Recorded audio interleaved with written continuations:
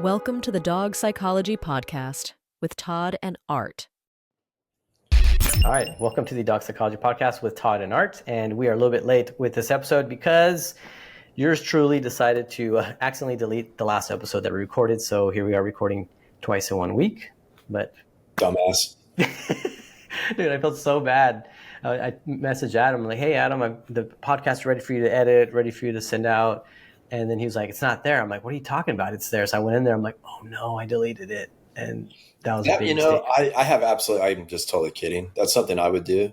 If I had to go to school now in modern times, I'd probably end up deleting half of my stuff I do.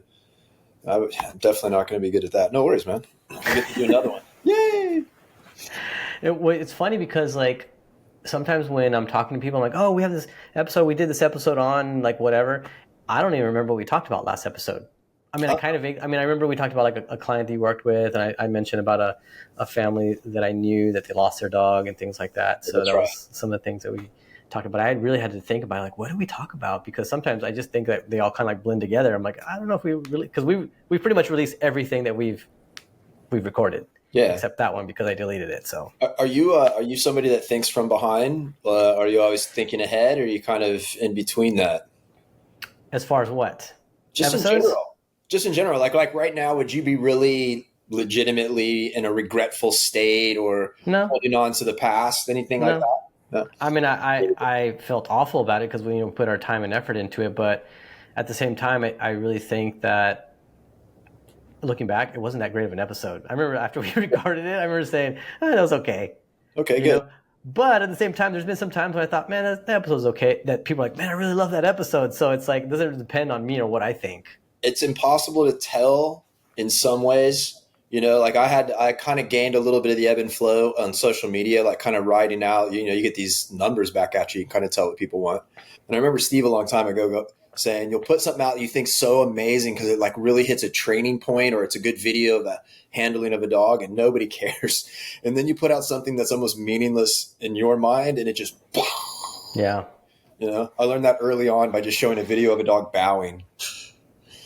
And it blew up. That was the first real viral thing, was just a dog bowing versus a dog, a stretch or a bow.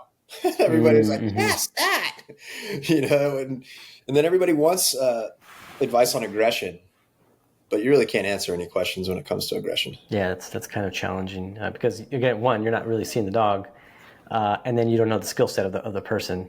You don't know the emotion, also them going into it. So it can be tricky giving advice on those things, Yeah, that's exactly what I say. I don't know you or your dog. I don't know anything. So not in a comment. I've gotten pretty adept at doing it online.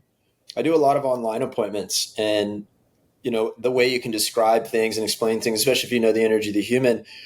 One of the things I found is a benefit to the human is they're not trying to do it like us. They're not trying to do it like we're showing them. They're doing it like we've explained it to them. And that means they make it more of their own. And I find some people have been really, really successful, even people I weren't expecting.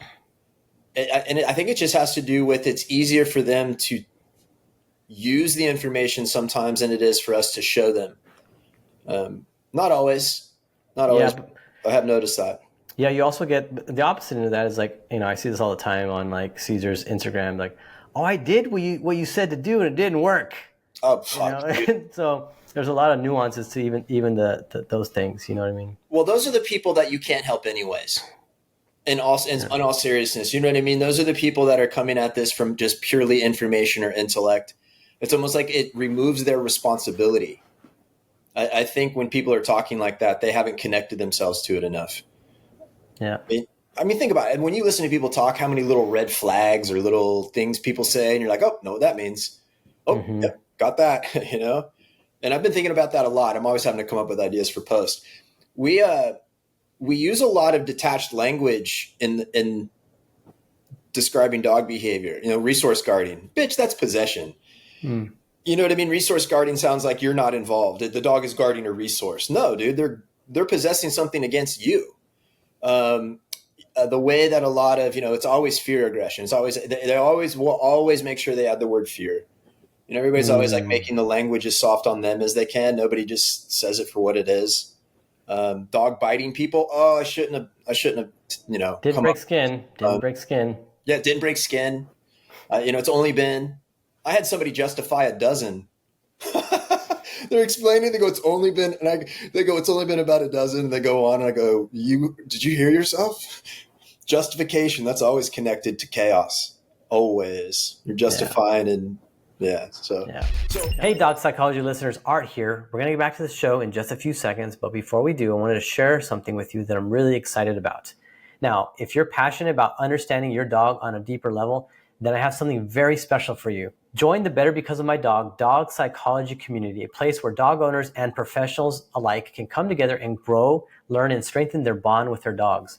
For just $50 a month, you can get access to over 300 hours of content that I've created, including my Dog Fit Live webinars, exclusive podcast episodes, our entire leash handling course and puppy foundations course that I've created. We also have bi-weekly Zoom calls where I personally help you dive into new topics. We analyze video, I answer questions, we open up for Q&A, and we just give you strategies to improve your relationship with your dog. We have monthly guest speakers, ebooks, early access to hands-on workshop with me, and a vibrant community chat room. You'll never feel alone in your journey to become better because of my dog. And the best part is you can cancel at any time. So if you're ready to join the BBMD Dog Psychology community, go to the show notes. We're going to have a link down there, or you can also visit school.com. That's SKOOL.com/BBMD for Better Because of My Dog dog psychology. Again, that's school.com/BBMD dog psychology. So what do you want to talk about today, Art? I sent you some videos. I just watched some videos.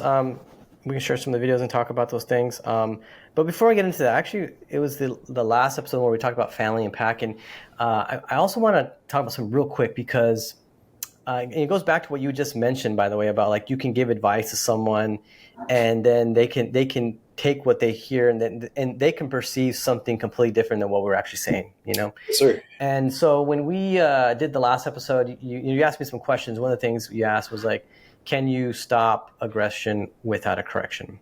And that's an open-ended question, which means it's yes or no, right? And so I think like even like how you approach when we talk about correction is also equally as important too, because like in a lot of people's minds, they see as a leash pop, right? A correction could also be, for me, it's like just get that dog moving. I'm always into like movement, using the movement to get the dog moving, so it's not so focused on the thing that it's moving towards. But that's more like a redirect, though. You know what I mean? I was going to say, yeah, it's more of a redirect, but can you work that way? Yes, it does take a little bit longer, but it can work. The goal is always to get the dog to be whatever the trigger is to be in a acceptance state, right? So they go into fight, but then I just get them to fight almost to tire them out. That's why we talk about exercise is so important. And so I remember after we recorded that, I was like, I do agree that you just by adding treats and things like that, you're going to be able to stop aggression. It's like you just can't do it. You know what I mean? You can redirect and things like that, but also there's just several I just don't want people to say, oh, let me go and pop the dog. You know what I mean? It's not just that. Well, you're absolutely right. So let's clarify. So to me, what we're talking about is stopping unwanted behavior. So if you want to just approach it, okay, so what are we stopping? Well, you tell me. Are we stopping barking? Are we stopping, lunging? Are we stopping pulling? Are we stopping, are we waiting until we have a bite? Whatever. So we're stopping an unwanted behavior. Now, in my opinion, when it comes to dealing with something like that, you can either redirect it or block it. Block and correct meaning the same thing. Redirection meaning taking energy away. And that can be a heavy vest because that redirects energy away. That can be physical redirection. As you said, You're very into movement. I think that's it's under taught, the importance of good movement, like in the ability to move your dog. So you're not always making them wrong. You're giving them direction, right? So you can redirect, and then you can redirect nose, eyes, ears. So there's scent and sight and sound you can redirect away. But when we get to certain levels of intensity, that just stops working. Yeah. Right. And so when the purely positive world talks about removing a positive or something for their way of stopping, I get it. I do those things too. But in the absence of just being able to, I guess it's more simple. I was looking for something round. Really what a correction is you're stopping the brain from taking the body forward, right? You're actually just the movement. And I mean, the intention behind that can be many, many things. But ultimately, like the actual part, and I don't think people are clear on that, right? So I don't think people see that. So if your dog's sitting there staring and you pop the leash, that's to me a redirecting moment. That's guidance. It's when that mind that's intense wants to go into motion. Right at that moment, it wants to move the body. And then I'll go even a step further where we can use physical pressure. We'll use Len's terms, physical pressure, olfactory, or sound, auditory. So you can use different variations, or even, I've heard him talk about social pressure. Now that's not a correction. That's to me more, it can motivate a dog to do something. But in these cases, you have to have an off switch, right, to ultimately be able to then move forward and make the dog better in that situation. Now, for me, I don't really focus on the correction. What I want to focus on is, can I stop it and now like mellow this dog out and create an association that's more mellow to whatever's here and move from there. Now, in the absence of being able to stop the brain from doing that, you can't go into that positive mode. So then you can only work avoidance ultimately if you're going to be what we considered successful. So to me, if I can stop it, relax it, I'm not focused on the correction. I'm focusing on the relaxing. Right. That's As an example, this morning when I had, I have 3 dogs that I'm working with right now, and I had them all out with my dogs, and I have a Rottweiler here, and she's a very, she's a happy-go-lucky dog, but she was getting a little excited, so much so that she started mounting the dog that she lives with, right? Yeah. And the other dog was there, but you can also tell the dog was getting a little bit annoyed. So I made a sound, and then the dog looked at me, and it still kept going. So then I started to walk towards it, and the dog steps off, and then I keep walking towards it. And then, so at that moment, what we're causing is it's an excited brain, which is a forward brain. And then I step in, and now I'm creating a little bit of avoidance at that moment. And then as soon as the dog gets... What was the dog feeling from you when you were walking towards them? Uncertainty. But what is that? That's a pressure, right? Right. It's psychological. Correct. Psychological pressure. So it starts to move away, and then goes down, and then it's a nice balance act, because I also don't want to send this dog into flight. Correct. Right? So it's going to a little bit of avoidance. As soon as I got that, I was like, oh, good. So I kept moving. The dog just kind of settled down, and I went at that sound, and I walked away.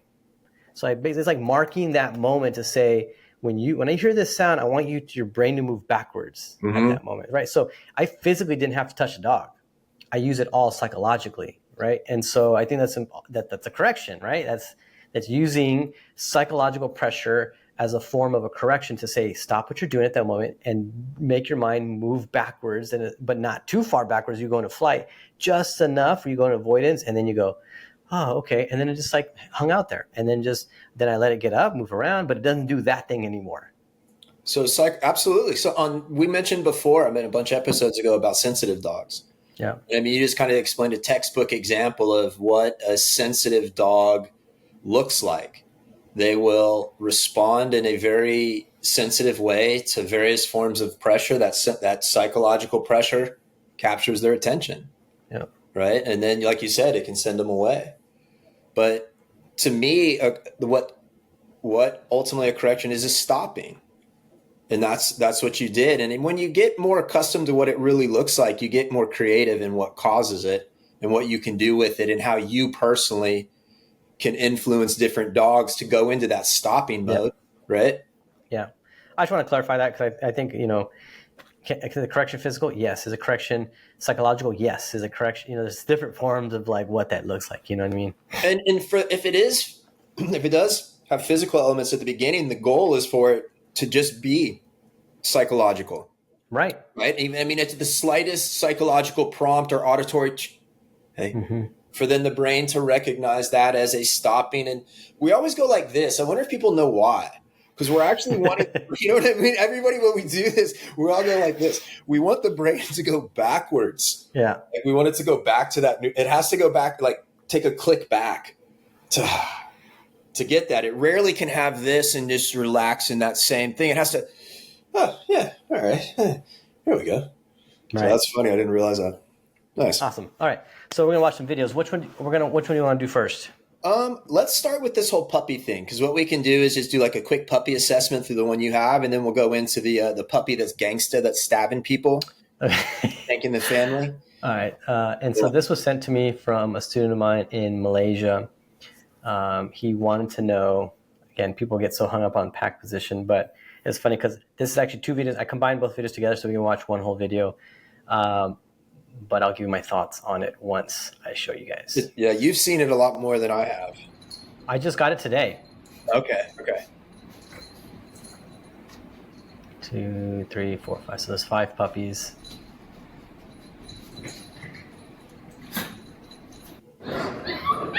Now here's the second part of the video.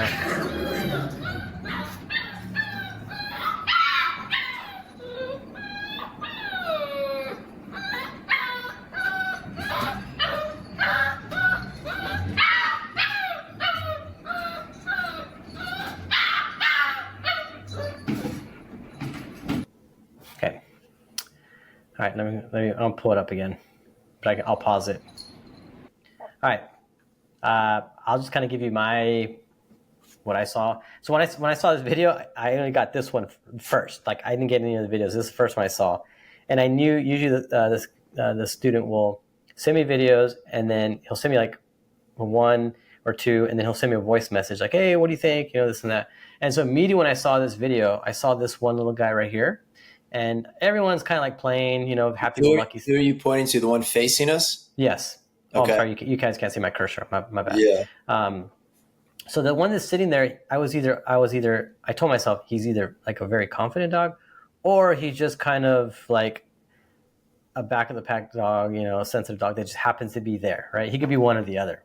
He's quiet. And right? this is the one facing all of the one facing in the opposite direction of all the others. No, the one that's facing next to the pink ball. Yeah. Oh yeah. Oh, facing. Yes. Okay. I didn't even facing. Oh, opposite Sorry. away from us. Yes. So the one next to the pink ball. Okay. All right. So now here's the second video coming up. Eventually.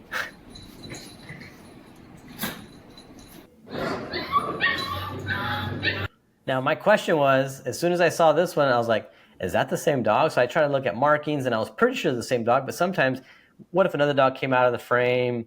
It's got a red collar. Can you go back and see? No, it's a blue collar. That one's a blue. So you're talking about the one on the left. Yeah. The one on the left is this guy right here. What's your cursor work? Oh yeah, I'm sorry, you can't see my cursor. It's the one that's on top. That dog that's on top of the other dog is the same one that's next to the pink ball that's on the left side. Gotcha. Okay. Gotcha. And so I wasn't sure of the same dog, so I asked, is that the dog that's next to the pink ball, is it the same dog that's on the front? Okay. That's on top of the other dog. He was like, yeah, it's the same dog. I'm like, yeah. Play it again. Okay. I'll play the whole thing through again.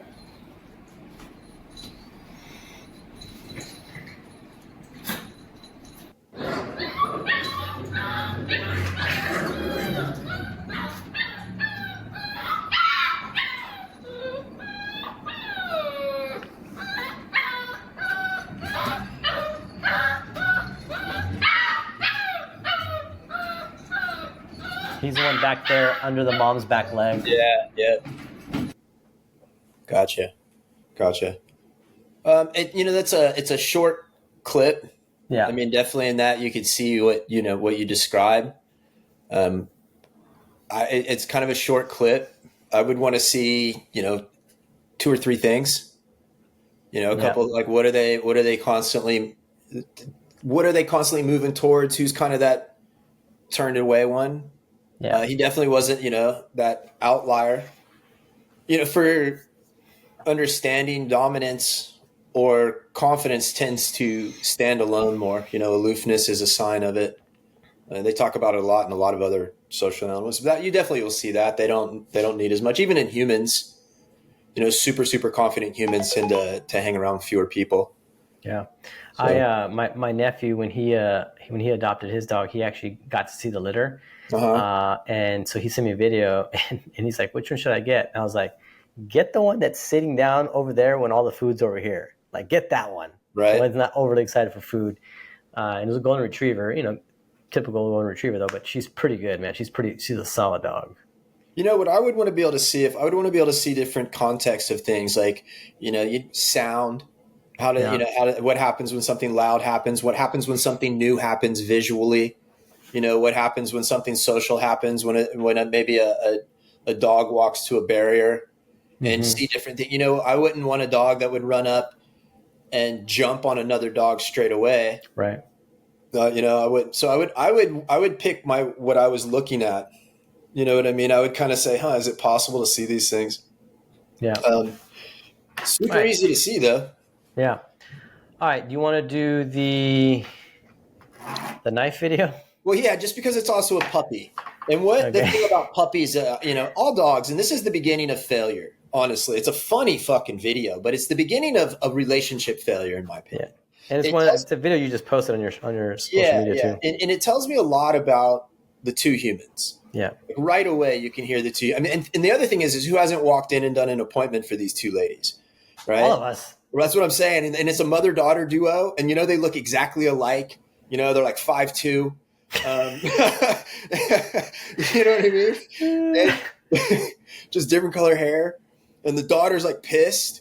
Like she's pissed because she's living with her fucking mom. She gets a dog, and the dog's got to be perfect, right? Yeah. And the other thing I want to talk about here is probably lives in Florida. Probably your neighbor, Todd. Dude, I'm sure it is. I want to talk about this thing that it kills me, and I think it's so involved in why dogs can become so misbehaved for such human reasons. We'll wait until we play the video to talk about it, and then I'll ask you questions about what you think about. All right. Good morning. I want to help you understand the reasons a dog may grab a knife off a counter and try to shank you. Is it like playing? you see in this video here with these ladies. It does. Leave it. Your treat. Leave it. Leave it. No, don't. Hey, Kenji, come here. Come see Mama for a treat. No, no, no, no. No, Kenji, good. This is obvious. He's definitely trying to shank the spazzy control chick on the left. Anytime you use a tone like that, dogs will shank you. Good boy. Come here. Come here. Come here. Come. No, Kenji, no. When dogs are suspicious of you, be careful when they have a knife, because they'll shank you. It again. Don't chase him. No, Kenji. Come on. Let Mama have it. Come here. You're going to... No, no, no. At this point, I just hope he shanks her to make her stop talking, or anybody that says no or leave it at this point. Leave it. Leave it. Alex, don't. Could you imagine? There's a million things I could have done here. This is hilarious to me. Look how easy it actually was. What would you have done, guys? Leave it below. All right. That's funny. Your laugh is pretty funny, too. All right. I mean, you got to...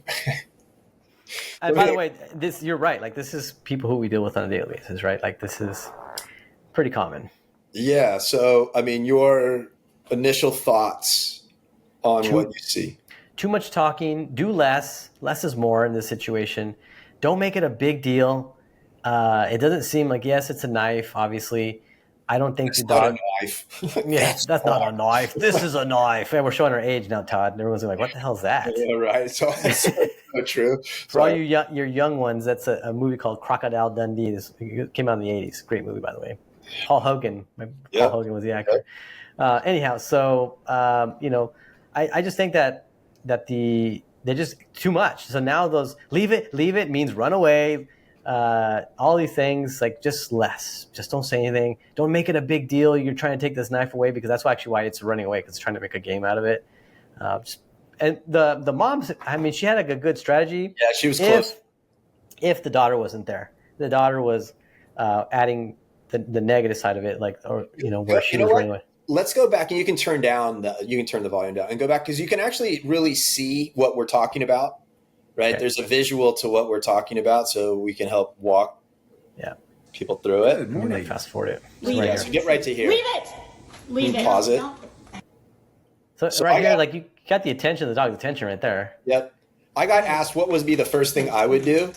I just said I would back up or kneel down. No, I'd want to draw the no, dog in. no, I'd want to pull the dog to me. no. And I said if there was something close, Right there, like right there. It took a couple Right. steps, and I think this, and you can hear she has like a treat bag. She says something like, "Oh, you want a treat?" You know. Yep. But don't push the dog away. And I think the dog is being pushed away by the daughter. So like right here, the dog actually. This is where like you said, you could have knelt down at this moment. And This is brought her in, obvious. because He's then it's definitely like trying to shank the Well, spazzy control play it for chick just on a the second, left. because what you'll Anytime see you is use a what the tone dog like actually that, feels now. dogs will shank And you. I think this is important. Go this so she another goes forward, right. Come. right there. No, Kenji. Stop that no. right there. Yeah. So that's suspicion, so this is where people try to trick their dogs and lure them into a crate or do things, and the dog starts to pick up on this little suspicious way, and like you said, she's moving it towards the dog, and all of this energy is rushing towards the dog, and so the conversation needs to be what you want, and they're creating like the opposite conversation. They're creating a wave to push away and everything they're doing, and then obviously it also tells me that this has happened a lot before. So here's where I think the error starts is people are obsessed with taking every fucking thing a puppy picks up out of their mouth like it's an emergency. Now, even me saying that, there's going to be comments, well, when they get it, I've got... Well, let's go backwards in time. So, Art, I'm going to ask you, if you had an 8-week-old puppy, like somebody just said, Art, here's a puppy, or even earlier, here's a puppy, and you went out and took it outside, and it picked up, I don't care, whatever. As long as it's not picking up poison, if it picked up bark or it picked up XYZ, what would you do? Not take it out right away. Not make it a big deal either. Maybe just kind of like, hey, I'll kind of like go down, maybe kind of go around their head, and maybe just get a feel for it, But I wouldn't like pull it out, or I would try to teach the dog to like let it go somehow. Okay. Sometimes you can like, hey, the thing is when you try to take it away, that becomes competition, right? And so you don't try to make it competitive. I think like What does competition lead to? more biting it harder, running away, possession, resource guarding, Resource guarding. all these things that it can come. But I think she had the mom had the right idea. Like she's just trying to do a redirect at that moment. Mom was doing it. Mom had the best thing Strategy. going on. But what I'm saying is the energy of this other person is common. And the energy is this weird obsessive drive to have to overly control everything. And puppies, Leave it. oh my God. Puppies explore the world with their mouth. They don't have thumbs. So they're going to pick stuff up and they're going to roll it around and feel it in their mouth. And if you don't try to take it, they almost always just let it go. I mean, it's almost 100%. They're an animal. They're not stupid. They know what's not food. They're not trying to pick stuff up that's not food to eat it.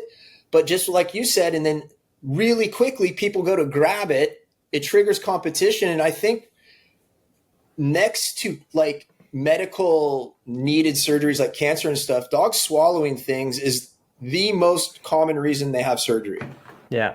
Right. And so this obsessive drive for dogs to start swallowing things is not in the dog's brain.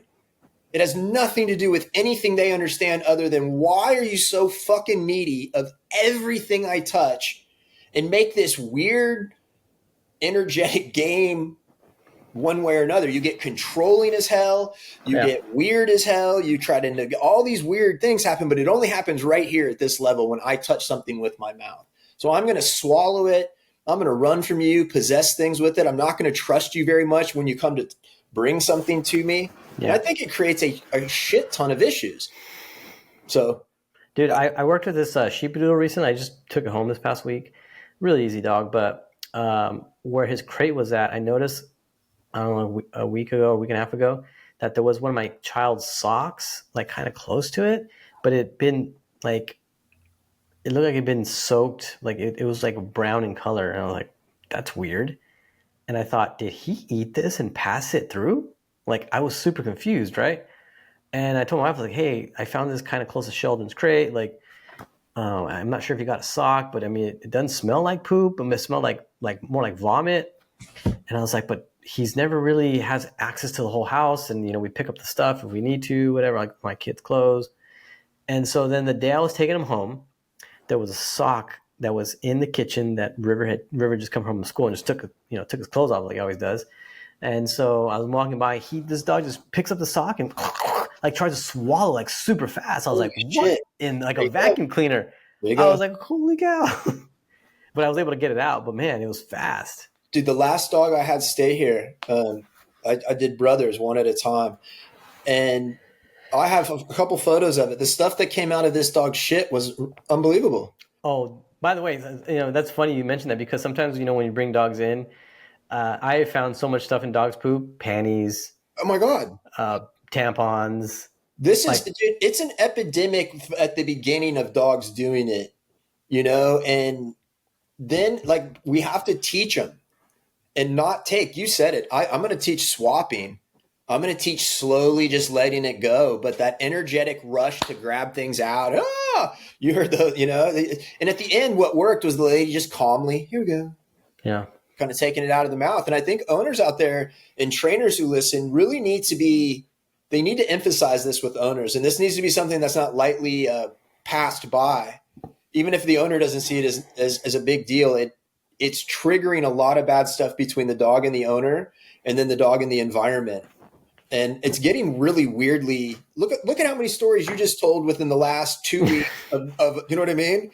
And the same thing with the last dog that was here. So yeah, that's a funny one. I love that the dog grabbed a fucking knife. Oh man. Comments are pretty good too. Some people took it pretty serious. That wasn't the point. It's funny. People like, what I would have done is like, anything would have worked, but what that lady that was loud did. Yeah. It's funny. I wonder if anybody's been stabbed by their dog. You think? Probably. Yeah, of course. I wonder if anybody's ever been fatally stabbed by their dog. I want to look that up. Google it. Yeah. Let's see. I will. Oh man. We're going to take a serious topic and make it funny. Well, of course. Ever stabbed an owner. Dog stabs knife with owner in Colorado. Oh, this is great. Grabbed a paring knife. That's what that dog had. Stabbed her in the forearm. Oh, that's funny. And this was in 2016. Maya likes to grab whatever she can get to get people to play with her, which I'm sure rings familiar with all owners of needy, attention-seeking dogs. Automatically, it's okay. Here's another from the New York Post. Dog slashes owner with a knife. Oh, it's probably the same story. Yeah, it's a Colorado woman. That's amazing. That's great. It looks like she survived, though. What I like is when you start to read the articles, everybody's like, you know how it is. You know how it is. Dogs just pick shit up and swallow it. Yeah, it's all dogs good. being dogs. Dogs being dogs. Just let them do what they're going to do. Yeah, right. No, I don't want my dog to touch grass. I thought you said dogs be dogs. No, not my dog. My dog's my baby. You're confusing me. Man. All right, so you want to do the hounds, the video of the hounds? Yeah, you want to, before we play it, the only thing I've ever deleted off of Instagram is this video. Why? People freaked out. People freaked out. Dude, I was like, I don't want to deal with it. It's too, I don't want it in my head. Why? Because of the meat eating, or what? No, dude, watch it. You tell me. People freaked out. All right. Here we go. Oh, here we turn the volume up.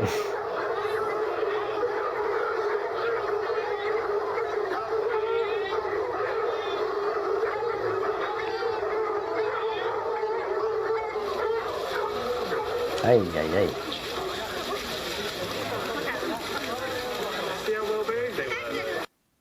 It sounds like there's a crowd there too, which is kind of weird. If you go on YouTube, I guess they must be used for hunting or sport or something. And they actually, if you go back to the video, they come down the stairs. Yeah. And they're blocked, and he lets them out, and they all rush down there, and they go into that, and they sit there, and obviously, uses the whip, create the boundary, and then he lets them eat. And the thing that was kind of entertaining is there's this place we used to go right on the water for lunch. It was a restaurant, and they had this little thing you would put a quarter in and click, and you get out the fish food and you would throw it in the water. And they had like hundreds of catfish that would go, and that's exactly what it looked like. Like it reminded me because they would just climb on the top of each other's back and stuff. That's a crazy video if you look at it. The energy coming off of those dogs, and I mean that's the exact opposite of what we encourage. Yeah. I mean, what do you think about it? Well, the other thing is like, it is the opposite of what we encourage because it is being competitive. There's like 60 dogs here. That's crazy. But what I think if we were to see more of the video, I mean, I would assume that there are quite a bit of fights going on in this thing. I mean, it looks like raw meat too. It's like. Yeah. Well, and if people are watching though, I don't know if they would be letting people watch if they had, because you wouldn't just get a little bit of fight. Yeah. You know what I mean? I mean, rarely is two dogs and not going to just tee off. I mean, you're going to get, you know what I mean? Yeah, but also the other thing, like these dogs they're hunting dogs, I assume. Yeah. And so they have to be able to not fight when they find whatever it is that they get when they find the kill. When the hunter kills it and they find it using their nose. So it's maybe something it's a controlled chaos. Definitely chaos. Yeah, I couldn't deal with that. Like, I mean, just the barking, the baying of a hound. I have one that lives 2 houses down. And it drives me crazy, and the dog's all 3 a.m. Oh, it's annoying. I think hounds are one of the toughest categories of dogs. Yeah. And, people talk about breed this or breed that, but I think as a whole, the hound category, that whole wired to completely look out. They don't have any look in really in them. They're always like, get my attention, motherfucker. I mean, it's everything's about I'm gonna be out here, and I always have found them like bitey. Like it's not uncommon to have the hound element of any dog be bitey, and they're interesting breeds. We get a lot here because you might get a lot too. So we'll get a lot of rescues go up and they recover a lot of the Catahoulas that they use for hunting in North Florida and South Georgia. Mm-hmm. So Catahoulas kind of made its way into a whole bunch of the mixes and stuff down here. So we're around hunting a little bit, so we get more of the hounds here. Catahoula, the leopard dogs. Yeah, they're cool looking. They are cool looking dogs. Interesting. They're interesting little. Yeah, but with these hounds right here, yeah. By the way, have you ever had a sight hound before? Me owned or yeah? No. I used to have one, and those dogs are interesting too. By the way, because they really just like to socialize with themselves, like just other greyhounds. Oh yeah, I've noticed that, and it's like because here in Florida they race them. Yeah. So when they canceled out the racing, when they made it illegal, there was some organizations I had to run on them, and it was like that. I mean, they could be around 100 of them, but they wanted to beat the shit out of anything that didn't look exactly like them. They're pretty racist, and just kidding. Then you got. I had one. I mean, and he was actually I met him at Caesar's. So the rescue group had come to Caesar's show, and then they had messaged Colleen and say, "Hey, we got this dog that has bitten somebody and bitten other dogs, this and that." And so Colleen gave them my information and went over there. It's other whole long story, but I ended up adopting this dog, and he was actually a pretty cool dog. Like, matter of fact, the other day, Anna and I were kind of just talking about how amazing he was. And he wasn't like in the beginning, he wasn't like, he literally he was really nervous. He was kind of nervous dogs. He would bite dogs. And, but would he bite him in the face? No, he would go in the neck. And those greyhounds, they're not like pit bulls. They hold. No, they shred. Right. Like their necks are really strong and they shake. And so, if you get a greyhound that is going after like a prey or something like that, they do some pretty gnarly damage because they don't hold. They grab and they shake. And their necks are super strong. And so they just pull, and the flesh just starts to open up. And I get so detailed here, but I had that appointment where I had like whatever it was, 9 dogs and a dog had been killed. Oh yeah, it was hounds, greyhounds. Nope, just some. They were actually that. What were they? Because they were purebred. Fuck, I forget, but they were hounds, and they exactly what you said. The dog was Just that. Yeah. That's a lot of moving parts, by the way. 10 dogs. Oh my God, yeah. Well, what made it even harder was that they were split. So there was 4 or 5 inside-ish, 4 or 5 outside-ish. And the outside dogs were the combination of like hunting dogs that they used to actually take them out and hunt. And they would let them protect the property and the animals, but they had definitely moved way past protection. Yeah. And they had hunted together. They had actually killed small deer together, and some boar and stuff like that. So they had hunted together. And once that happened, they became a little bit more powerful. And they started, they couldn't have them around any of the birds or anything. They had turkeys, those like black and white looking turkeys. And so it had gotten pretty bad. And then a mistake was made. And so this was one of the dogs that was kind of older and mouthy. And it mouthed off and ended up around him. It was like one of those management mistakes. And by the time they knew what to do about it, it was too late. Too late. That's sad. Yep.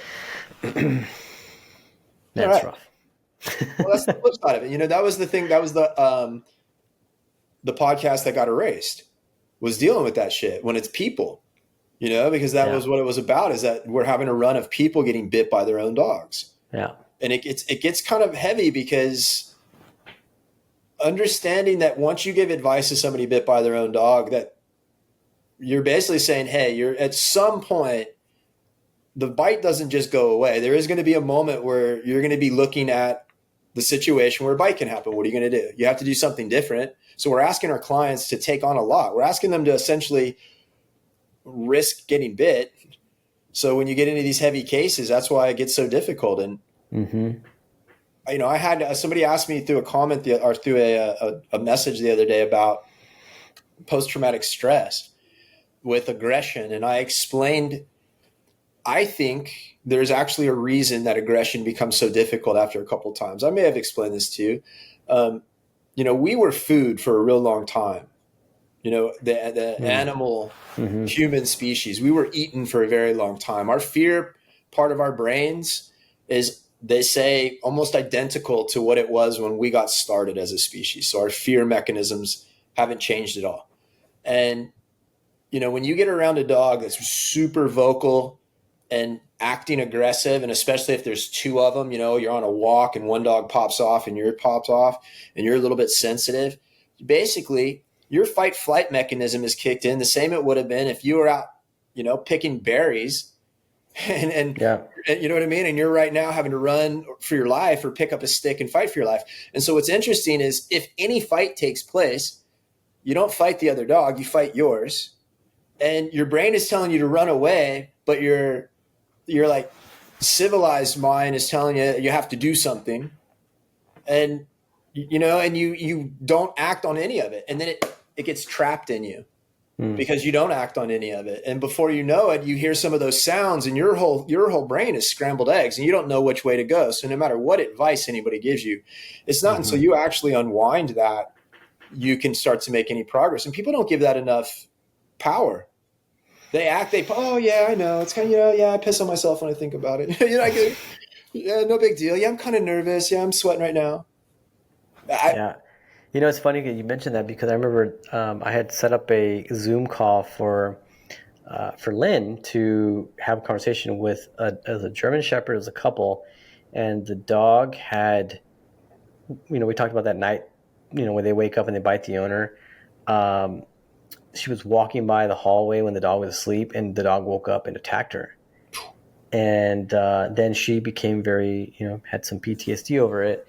And I literally saw, because this is all through Zoom, so I saw how Lynn was able to guide her along and get her to be near the dog. This is all through Zoom, and I'm just like, what the hell is happening right now? Because how he was just the words he used and how he was able to guide her through. And then he ended up going to them in person, kind of specifically helping her out. And it was pretty cool to watch how Lynn was able to really guide her through. For me, that's something that I couldn't do, because I wouldn't know how to guide her out of her own fear.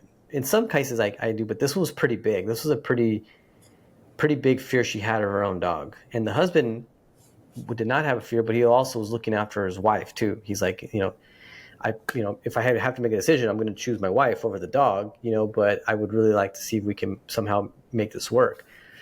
And then I think they ended up rehoming the dog because the wife couldn't, she just couldn't do it long term. She was able to do it in that moment with Lynn holding her hand. I had a conversation about this before. Yeah. Do you remember? Yeah. And this is where ability and doing it are different, right? I mean, I think looking at that situation from the beginning, the ending is pretty much understood. It's, and so that's where that's where the question becomes, how much do you expect the owner to go through? Yeah. Right. Especially when the error is big, when the error is, you can't underestimate what an animal attack would feel like. Yeah. Right. And if you can, and it doesn't startle you, then you can't relate to people who can't. In a sense, like that side of the way that you would go into a situation just doesn't, it consciously or not, it doesn't factor in quite to the same intensity. Yeah. And that's where it gets tricky, is if our clients have enough confidence in us to do things that are risky for them, then especially when you get into these, 80, 90, 100-pound dogs, when we get into these dogs of consequence, it's an interesting dilemma. And I see it differently now than I did, early on. Yeah. And so I think experience also it's funny because obviously we have a lot more experience. We know what to do. I think when we were younger, we're like, you kind of just go in with this ignorance, but that ignorance, this confidence and ignorance at the same time, we just don't really worry about that. And now I feel like the more you know, the more you're like, yeah, I really don't want it. Even though we totally could, we just like, no, I think we're going to pass on that one. No, completely. I look back at certain things at the beginning, and I definitely would be doing them different now. In a sense, the way I would approach it, it would be a little bit more easygoing. Yeah. A little bit slower for sure. Yeah. All right, you want to watch the last one? Just because that's a good one. What is it? It's the one with the Cane Corso. Oh, yeah. This is a good one. Now, I have zero context on this. I've just watched it a couple times. Okay. And you just sent it to me this morning, so. Yeah. All right, here we go. Let's go. No. Man. No. It's okay. It's okay. Good boy. Come. No. No. Hey. Hey. Stop. It's okay. It's okay. Good boy. Good boy. Good boy. It's okay. It's okay. No. No. Shh. Stop. Good boy. Come. No. Hey. No. No. Stop. Good boy. It's okay. Relax. Good boy. Stop, okay? Come. Sit. Brand, sit. Good boy. Come. No. No. Stop. Let's go. Brand. Stop. It's okay. Good boy.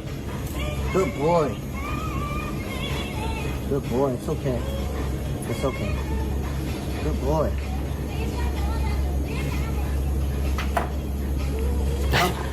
No. No.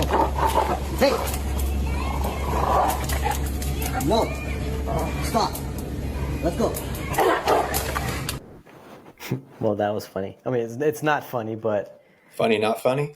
Yeah, not funny, but... All right, what do you see? I see a dude wearing Crocs. First error right there. Don't recommend. I'm just kidding. All right, so...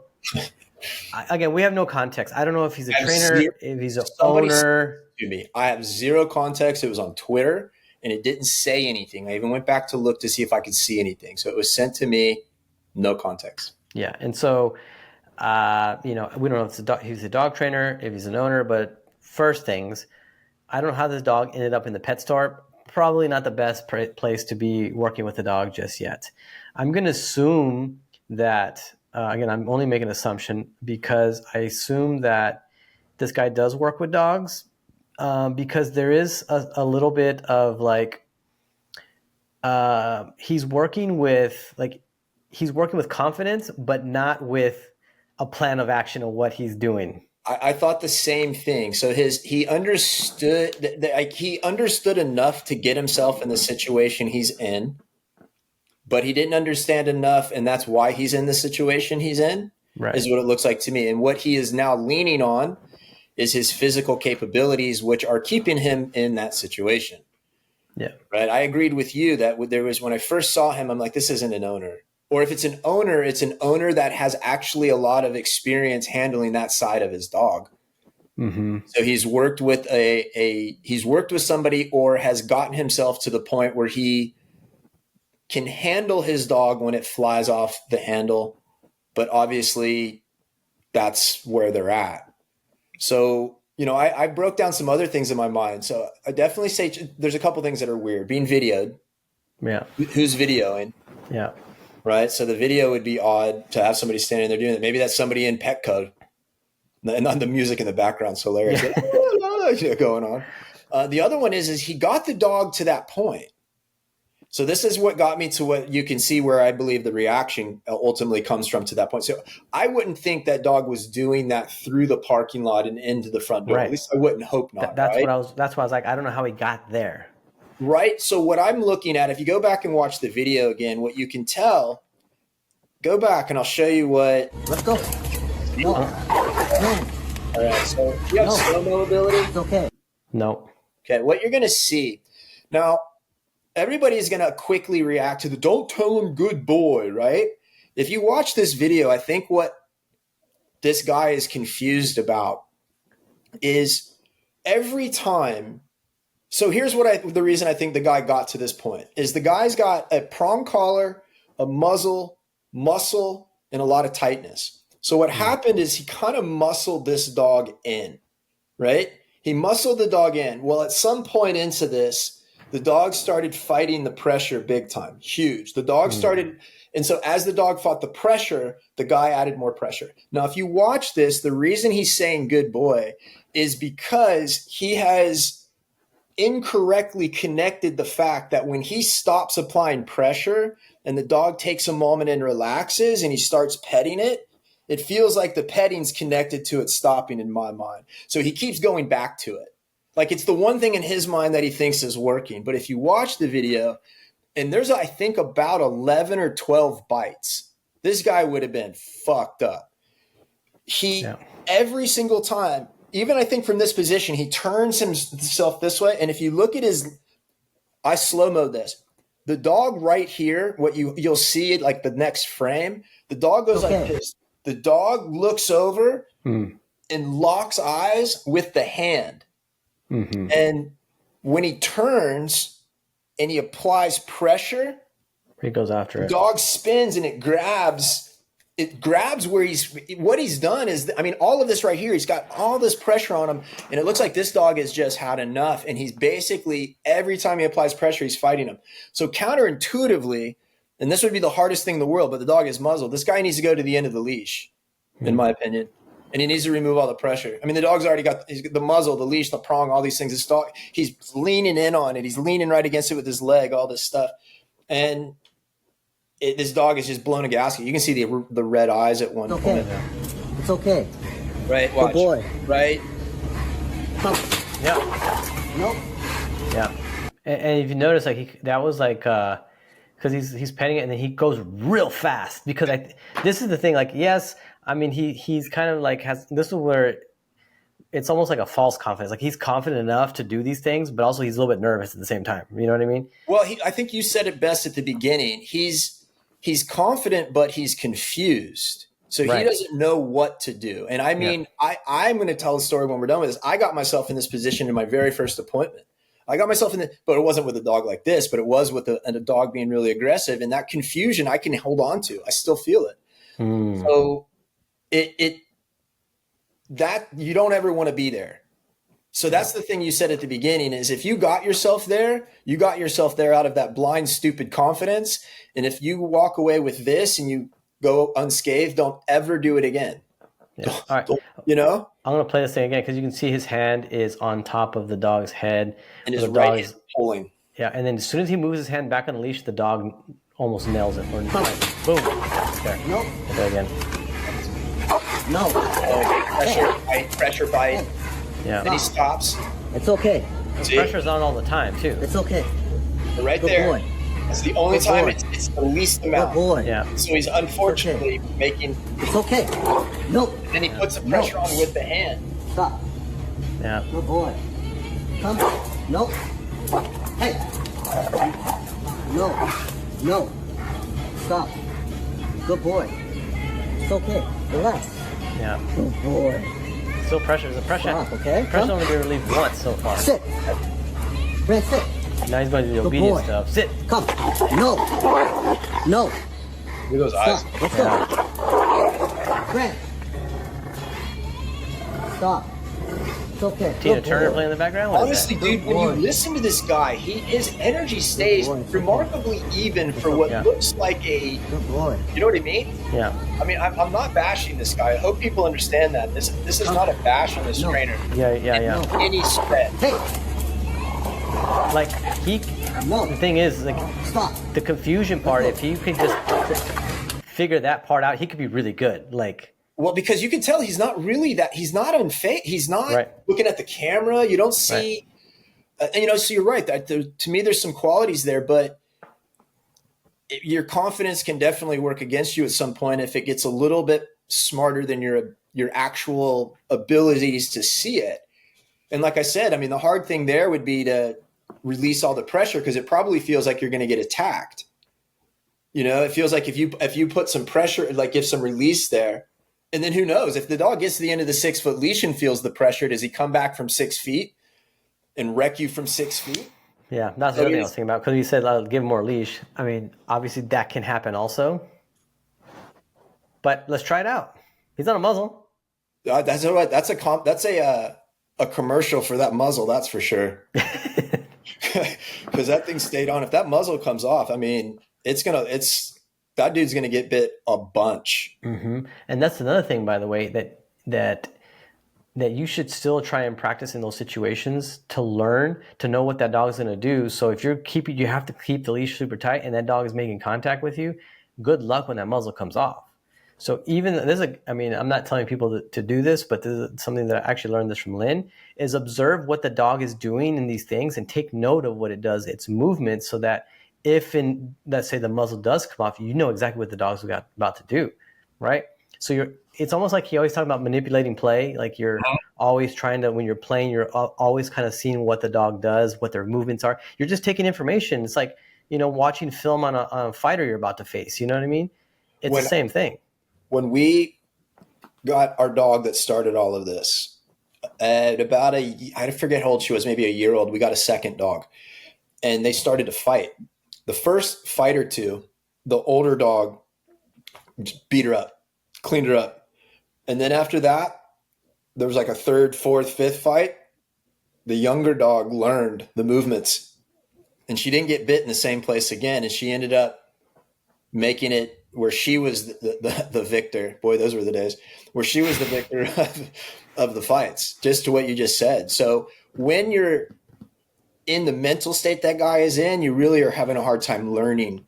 Like you're having a hard time pulling information out of that situation. But man, I mean, think about it. That's a, there's no way you're not doing the math. You're like, okay, here I am in this aisle. I can't move a foot. I can't go 1 foot forward. And I got to go, my car is a third of a mile that way. You know what I mean? The car, he probably had to park in the back of the parking lot that day too. Mm-hmm. He's like, what do you do? That dog's going to pass out at some point. Yeah. I saw Lynn do this one time. It was a dog he was working with. It was a pretty gnarly dog. He actually put 2 leashes on the dog. And what he did is he stepped on one where it was kind of like loose. And then he had the other slip lead on that he was holding to block the movement. So he kept it loose, but he was also, as soon as the dog tried to go up towards him, he didn't have to like put the pressure here. The pressure came from down. And then if they try to go like towards him, he just kind of like would push it out. And even like, another thing I learned from Lynn is like using the leash as a way to like block the head, so it's always in position to, it goes across the jawline, so to speak. And so if a dog moves towards you like this, all you do is just move the leash and it kind of just moves the dog's head out. So you're not actually putting pressure on the neck. You're putting pressure on this part to almost like push the head out. Like parrying a punch. Right. You know what I mean? And Yeah. so, Like but you're not carrying also the constant pressure on the dog Yeah. all the time, you know? Right. Because, another Linism, of course, I'm full of Linisms, but he always says, if you want the fire to go out, stop putting wood in it. Well, yeah, you got to take the pressure off. And that's the thing with, you got to have a lot of confidence to have no pressure. So at the moment you need it, you can put the pressure right on a certain spot on the body. Do you know what I mean? So most people have their hand ready to just engage, putting pressure on the neck and not what you're saying and not using it to move and manipulate. Yeah, you can see that guy had the beginning of that type of skill. Like you could see he knew how to keep the dog from launching up, but it was repeating itself. Yeah.